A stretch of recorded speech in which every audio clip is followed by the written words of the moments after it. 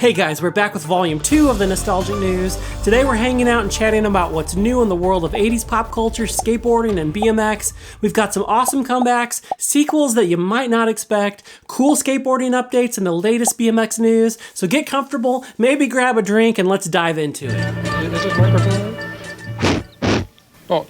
So yeah, this is the second installment of the Nostalgic News. I dropped the first one about 3 months ago, and honestly, I was blown away by the positive response. A lot of you reached out and said how much you enjoyed it, so I knew I had to do another. It's just been long enough to gather up some fresh updates, and here's what we're covering today. In pop culture news, we'll talk about the legendary 80s beverage Jolt Cola making a surprising comeback, new music from Men Without Hats celebrating the decade we love, some unexpected movie sequels, and big news for 80s video game fans.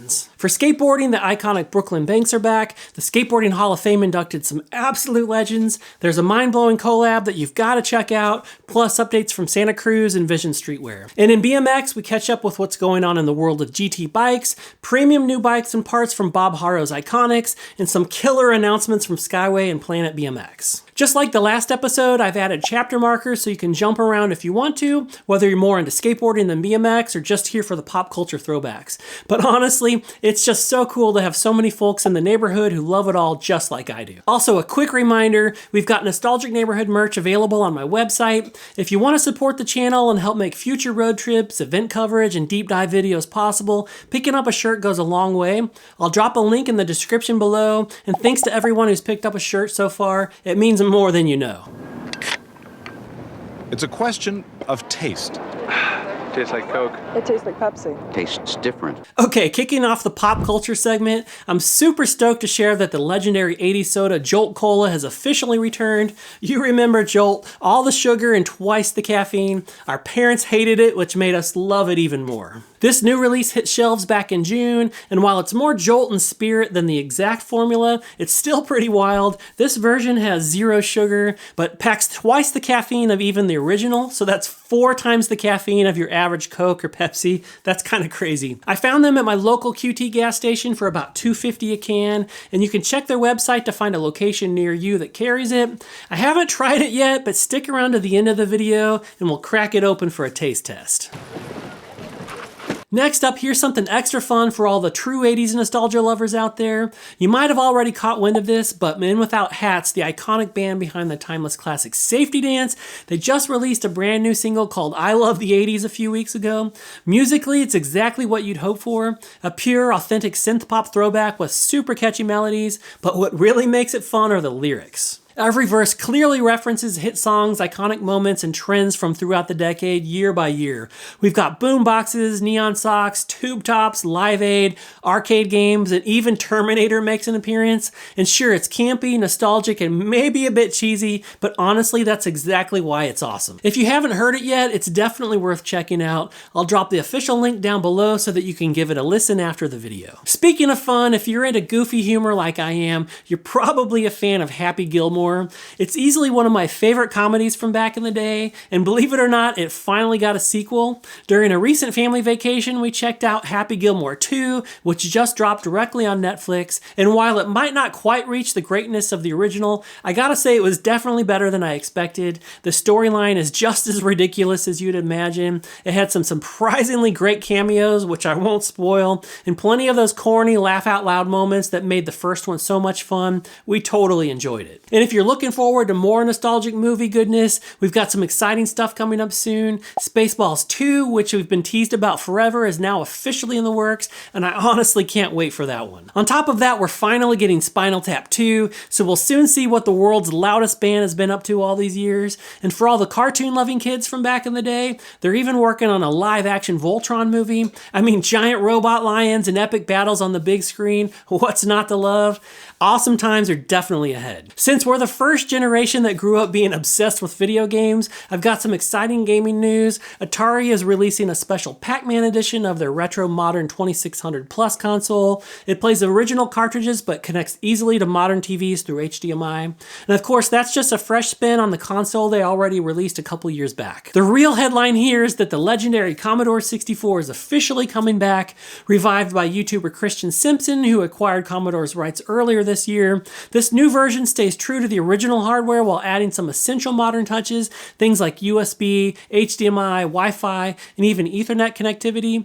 They've even brought on some of the original Commodore engineers like Bill Hurd to make sure it stays faithful to the classic we all remember. The console will launch in 3 editions later this year, ranging from a basic model all the way up to a gold-plated Founders Edition, and pre-orders are already open. It's authentic retro gaming, thoughtfully updated for today, and I'll definitely share more details as they come in. Personally, I'm totally thinking about getting one. One of my favorite memories from the late 90s is actually playing C64 games with my wife on an emulator.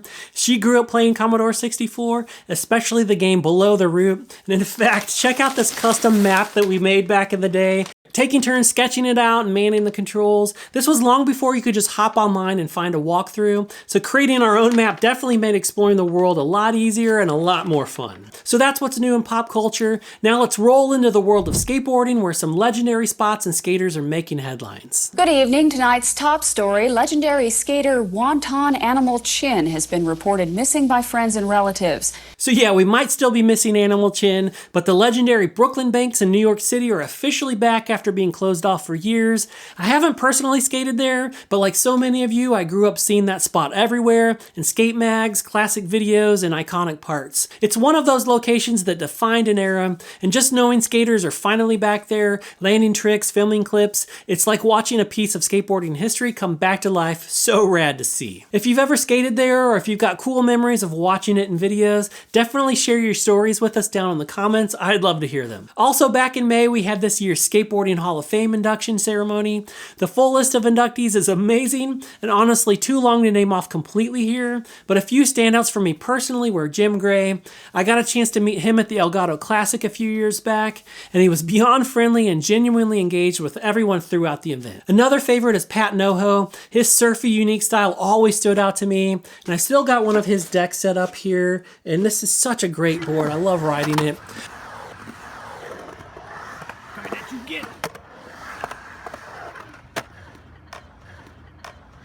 How we stomp it down.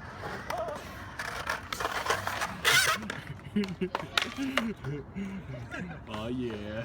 Of course, Bucky Lassick also made it on the list, and he was such a huge influence for me since he was closer to my age compared to the original Bones Brigade guys, and I definitely related to him a lot more as we headed into the 90s. There's so many more, but I can't forget Larry Bertelman. He brought that energetic flowing surf style into skateboarding, giving us the legendary Burt slide that so many of us still try to pull off today. Huge congrats to everyone inducted this year. It's awesome seeing these legends get the recognition they truly deserve. Okay, here's a fun update that you might have missed. If you're not following Moetellica, the pimp of paint on Instagram, you're seriously missing out. Mo creates these amazing metallic lowrider inspired skateboard designs that are just absolutely stunning. Back in the spring, Stacy Peralta posted about teaming up with Mo for a special Powell Peralta collaboration. At first, George Powell thought Mo's artwork was too intricate to reproduce, but Stacy pushed for it, and after months of effort, Powell figured it out. Later this year, they're dropping limited edition versions of the 6 classic Bones Brigade graphics. The production process is so complicated that they'll only be able to produce about 100 decks a month, which means these boards are going to be seriously special. I'll keep you posted as soon as I hear more. Speaking of skateboard reissues, let's talk Santa Cruz. Their fall 2025 drop was delayed a bit, but it's finally hitting shelves here later in August. And then coming a few months later around the winter holiday season, they've got another awesome batch releasing, including 2 I'm especially stoked about, the Malba Crash Test and the Kindle Pumpkin. And don't forget Vision Streetwear. They've got a new batch of the classic suede high tops arriving this August. Last year's release sold out super fast, so pre-order if you haven't already. Plus Vision turns 50 next year, and I'm hearing they've got some big plans to celebrate. Can't wait to see what's coming. I meant to do that. Speaking of bikes, let's roll into this month's BMX news. As you probably know, the official GT Bicycles brand has been on pause since the beginning of the year. The parent company hasn't divested itself of the IP, and the website is still up, but there haven't been any official announcements since the pause, so no news on that front, but the GT spirit is definitely still alive and well. Back in June at Dirty Fest, there was an awesome GT reunion with Gary and Craig Turner, along with a bunch of legendary GT riders from back in the day, and I was there, and while no no updates were shared about the brand's future, I did get to meet Gary, which was super cool. Craig, meanwhile, has been doing an amazing job keeping the flame alive by producing officially branded GT frame sets, just like he's been doing over the last few years.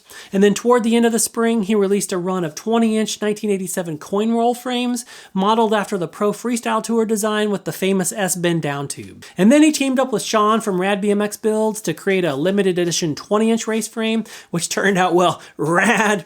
And in addition to his usual lineup of big bikes and reissue style frames, he's now offering 2 new 20-inch models, a version of the classic 86 Performer, and then another Rad BMX Builds collaboration, a GT Vertigo. Both are limited to small batches, so if you're interested, I wouldn't wait. Check them out at gt1972.com. It's just really rad to see GT's legacy being carried forward in such a hands-on, passionate way by the OG family, even if the official brand is still in limbo. I mentioned Bob Haro's premium BMX brand Iconics last month, so the FS1 frame set launch isn't new, but they just released a seriously exciting addition to their lineup, the Iconics Billet crankset. These aren't entry-level parts, they're aerospace-grade, precision-machined, limited quality cranks designed for riders who want next-level performance.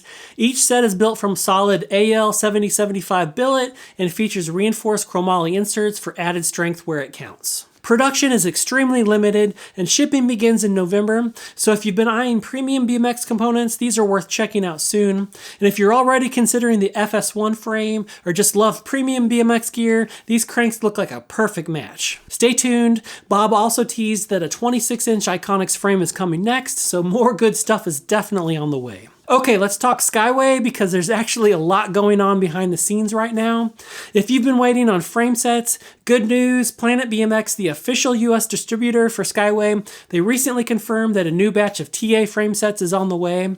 These haven't been available in a couple of years, and this next run will include the 20-inch, the 24-inch, and 26-inch sizes. No firm ship date yet, but expect to see them later this year or early next year. Now, the one people are really buzzing about is the long-rumored 29-inch TA. The second prototype just landed at Planet BMX, and if the updates from the version 1 check out, it'll be added to the fall production run, which means we could see 29-inch TAs pretty soon. They're also working on a version of the Street Beat frame designed specifically for the US market, featuring the iconic teardrop tubing. It's still in development and likely won't land until early 2026. In the meantime, Planet BMX struck a deal with the Australian distributor to import a bunch of Skyway stuff that was originally exclusive to that region. Things like Aussie-specific Street Beat frame sets, sprockets, bars, mugs, banners, and more. That stuff is supposed to be coming in September, so keep an eye out. And oh, if you caught my Dirty Fest video where we chatted with Perry Kremens from Skyway, you might remember this. 26-inch Skyway mags are still on the table and should be coming soon. And even cooler, there's talk that they might be able to adapt the tooling to make 29-inch mags too. Nothing official yet, but it's definitely in the realm of possibility. So yeah, lots of exciting things in motion. It's exciting to see Skyway honoring their roots while continuing to push forward. Quick 2026 teaser, the Buckeye Bike Show announced Dave Volker as the special guest. The official dates haven't been announced yet, but stay tuned and be ready to mark your calendars. It's gonna be rad. Finally, a quick personal update. I'm excited that my Reclamation Dave Nory edition frame is shipping this week. Stay tuned for unboxing, build videos, and insights from Dave Nory himself. Alright, as promised, let's crack open this new Jolt Cola for a taste test. In full disclosure, I've never had a Monster or a Red Bull, so I'm not exactly the target audience for modern energy drinks, but who cares? If it's good, it's good. Alright, so let's see. Alright.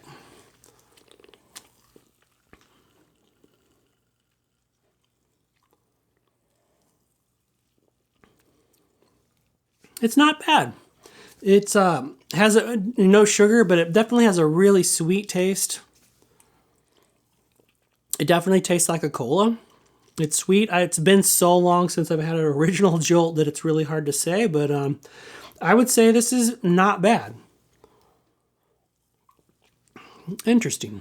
I'm not sure that this would be my everyday go-to, but it definitely brings back that feeling of sneaking something that you weren't supposed to have as a kid, and that alone makes it kind of worth it. But yeah, overall, I'm not really like the biggest fan of sugar-free drinks. I'll just drink water if I'm not gonna have a real Coke or whatever, but this is actually pretty good. I would definitely drink this again. If you like this type of drink, I'm sure you'll love this, so go check it out.